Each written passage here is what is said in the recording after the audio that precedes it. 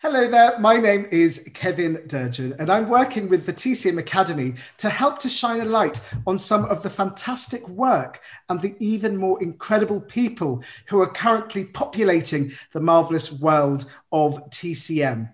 Today, I'm so thrilled to be meeting with Karin Kedar. Hello, Karine. Hi, Kevin. So nice to finally meet you. I know. We've been doing a lot of emailing backs and forwards, and today is the day. Yeah, yeah. So I'd like to kick off by asking you, Karine, tell us about yourself and about your journey into acupuncture. Well, um, I'm Karin. I'm 44 and I'm from Israel. I've been practicing now for, I think, 18 or 19 years. And I actually started my journey from art. I was a painter. I studied art in Florence, in Italy. And then I came back to Israel. It sounds really, really romantic, It but sounds I so was romantic. very depressed most of the time. I was very fat. Like I just ate a lot in Italy. It was really lovely, but I came back very depressed and very fat from living in Italy. And I negotiated with myself whether depression has to do with me in art. Really, that was my big issue. So I started the journey to understand who I am and what I am. And decided that I'm going to study in the academics and study Far Eastern studies and Japanese. Why that? Actually, my parents wouldn't allow me not to do something. I was very young, and they said, if you don't do art, then you have to study something. It doesn't matter what. So I went to the uni and I studied Japanese history, Chinese history, and Indian history and Japanese. And then I decided to travel to India and study there is a library in Dharamsala of the Dalai Lama. So I decided to study there, which was How lovely. wonderful. Yeah, Oh my that was gosh. really, really wonderful. But then I got a really bad pneumonia, an extremely bad pneumonia. And from there, someone sent me to the doctor of the Dalai Lama who does Tibetan herbs. And he gave me these pills of herbs that actually look like goatard. I don't know if you've ever seen them. It's disgusting. It's like little pieces of tart. And then the one who gave me the pills said that you have to go and do acupuncture. So he sent me to this Chinese man who did acupuncture at the Dharamsala, and he did a lot of cuppings and he bloodlet me. It was if I look now at my kind of treatment, which I do Japanese style, little small occus, and I barely go into the skin. I was like a campfire. He put herbs on my back. He did bloodletting, and then he did the cups, and he would have these huge cups filled with blood. And he would use, he didn't have single-use needles. He would have a small plastic bags with my old needles and re-needle me all the time. But for some reason, I thought it was wonderful. I got better. And then I had an epiphany that this is what I need to do. So I remember myself running back to my boyfriend then. And I said, I know what I want to do. This is what I just was waiting for it. We need to come back and go back to Israel. I need to study Chinese medicine. I need to do it right now. And that was the beginning of October, many years ago. So we decided to go back to Israel. I went into Chinese medicine school and I said, I want to enroll. And he said, well, enrollment is closed. And arrogant me said, listen, I already have a degree. I think I'm smart enough. If it won't go, throw me away after 1 year. But I really feel like this is what I need to do.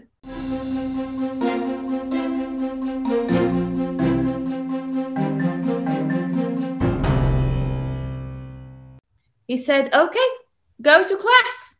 And I did. I think it took me 3 days from the days I came back from India to being in Chinese medicine school.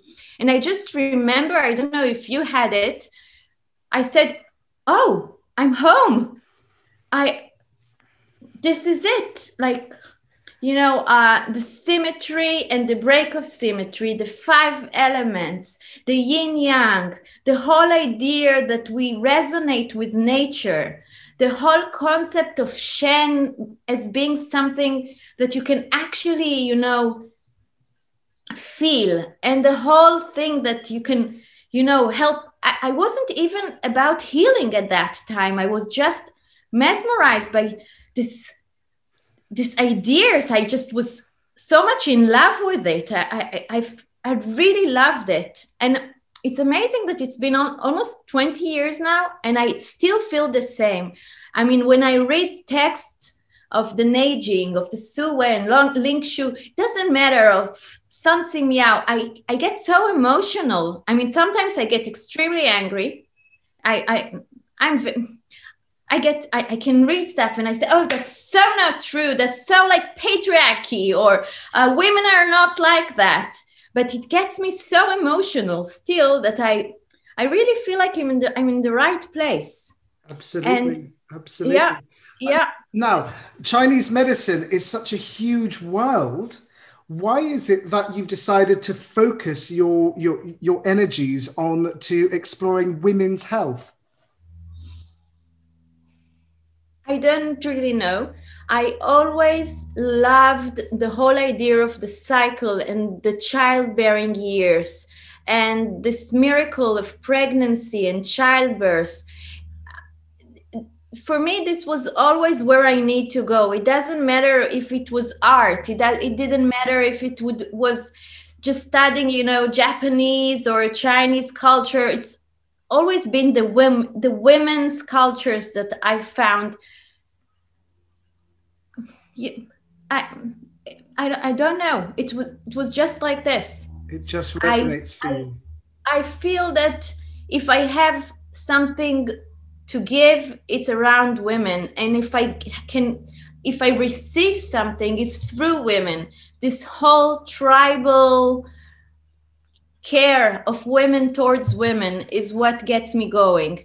And you know, helping women conceive, and then being in their childbirth as a doula, and then seeing them postpartum, and now treating their girls with their first menstruation, and still meeting the women that I had babies with now through their menopause.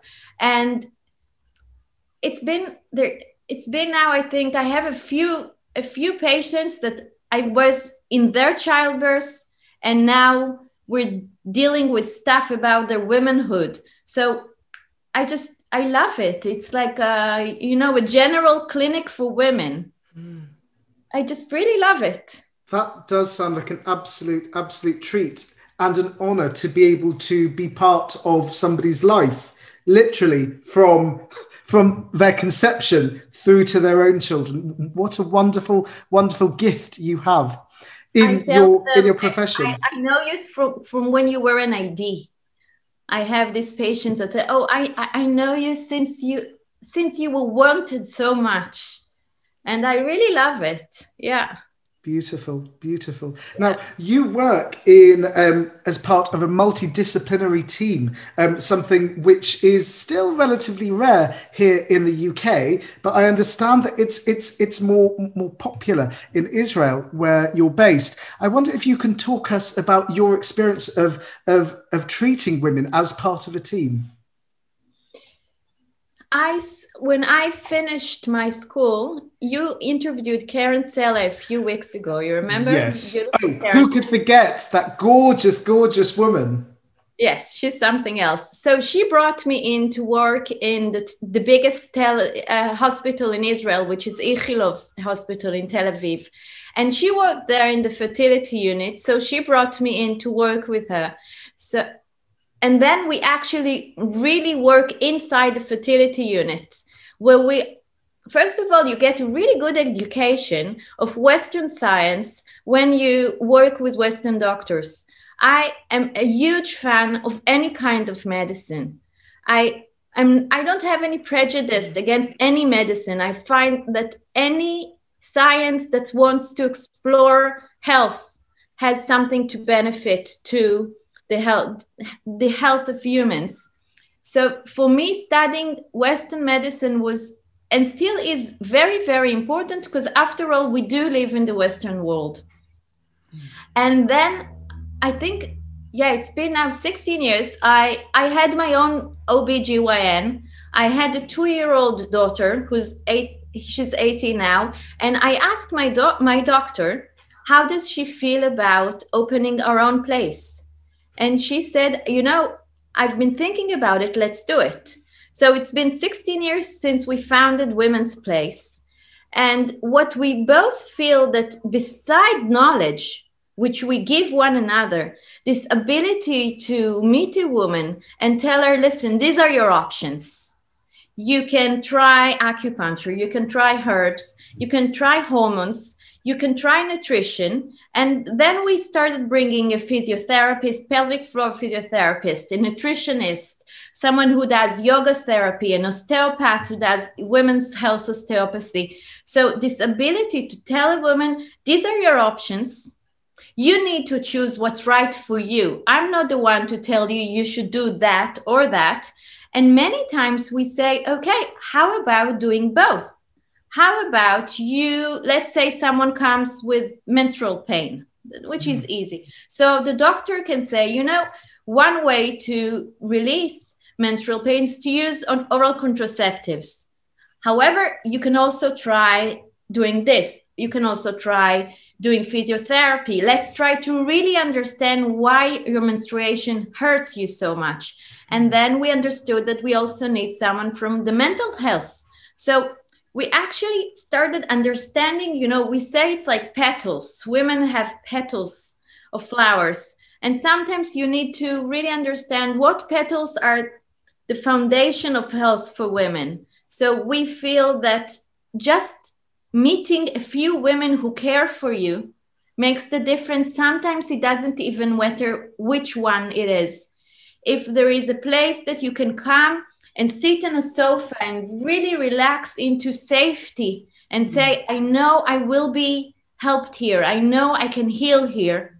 Then half of the journey is just arriving inside our door. We have flowers and beautiful tea, and everyone really cares about you, and we care about one another. So there is this feeling of, instead of an isolation in medicine or an ego-driven medicine, I don't care if my patient decides to use hormones as long as she feels that's what's right for her.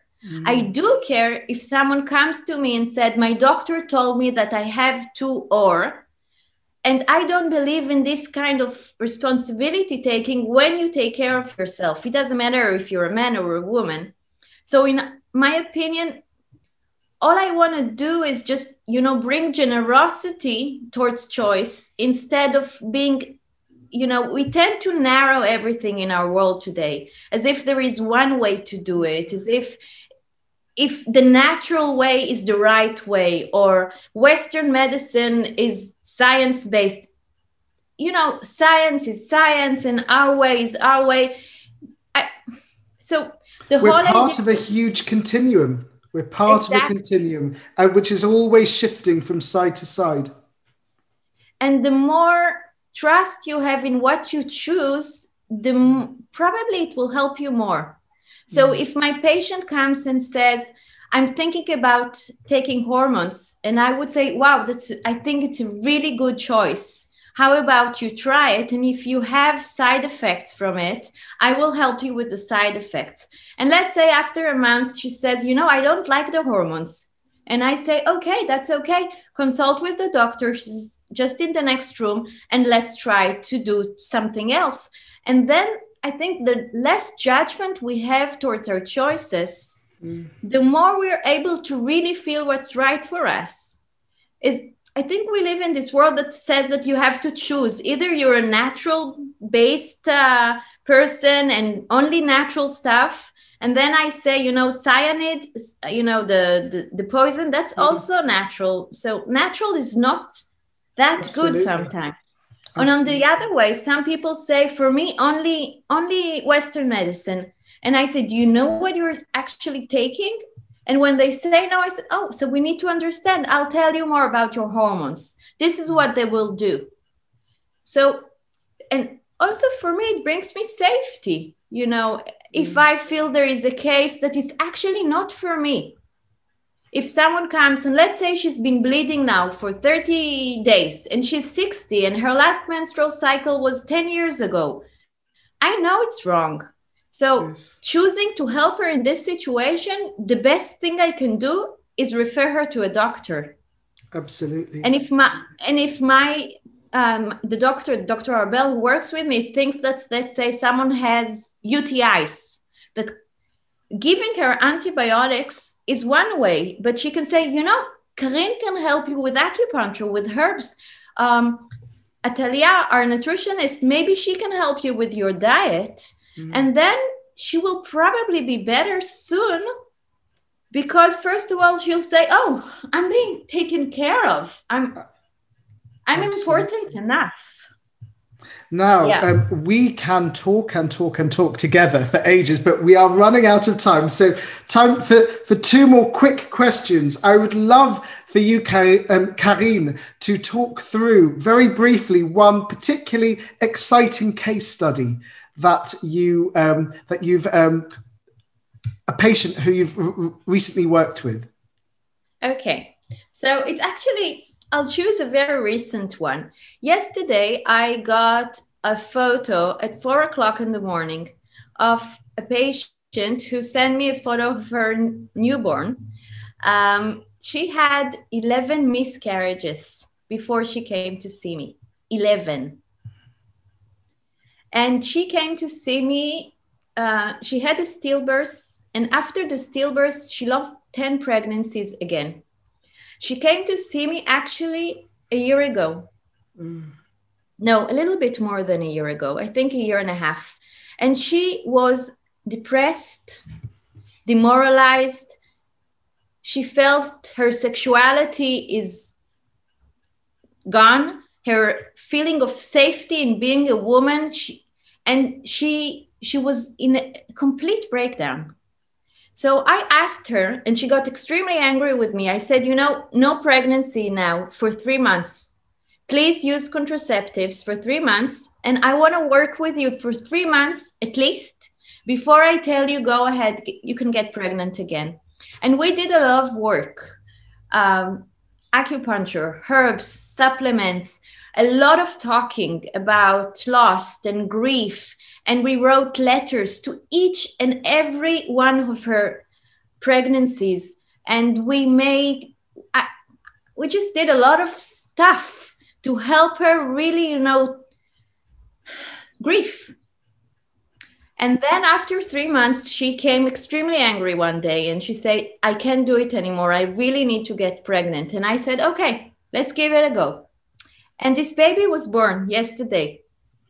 Oh. And throughout the pregnancy, we had to go through, here is the week I lost 3 pregnancies. Here is the week I lost 2 pregnancies. This is where I had my stillbirth.